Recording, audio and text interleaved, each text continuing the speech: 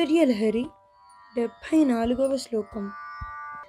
వహత్యంబస్తంబేరమదనుజకుంభ ప్రకృతిభిః సమారబ్ధా ముక్తా మణిభిరమలాం హారలతికాం కుచాభోగో బింబా ధరరుచిభిరంత సబలితాం ప్రతాపవ్యామిశ్రాం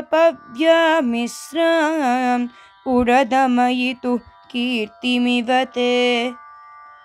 ఓ జగన్మాత, గజాసురుని కుంభస్థలములో పుట్టిన కర్పూర కాంతి గలిగిన నిర్మలమైన ముక్తామణుల హారాన్ని నీవు నీ పరిపూర్ణత గల స్తనమండలముపై ధరించావు. నీవు ఆ విధంగా ముత్యాల హారాన్ని ధరించగా నీ దొండ పండు వంటి అధరము యొక్క ఎర్రని కాంతులతో ఆ ముత్యాల హారము మధ్య భాగములో చిత్రవర్ణములు కలదై త్రిపుర మర్దనుడైన పరమశివుని ప్రతాపంతో కలిసిన కీర్తిని ధరించినట్లు ప్రకాశిస్తోంది.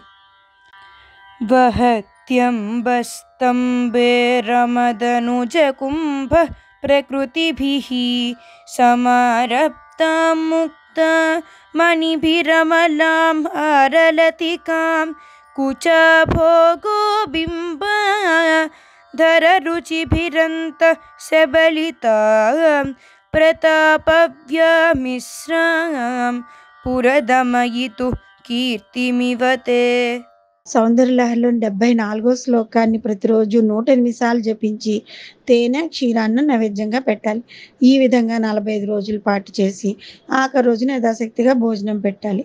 అంతేకాకుండా ఐం క్లీం సౌహో అనే బీజాక్షరాన్ని రాయించి ఆ యంత్రాన్ని మెడలో ధరిస్తే కీర్తి ప్రతిష్టలు బాగా వృద్ధి చెందుతాయన్నమాట.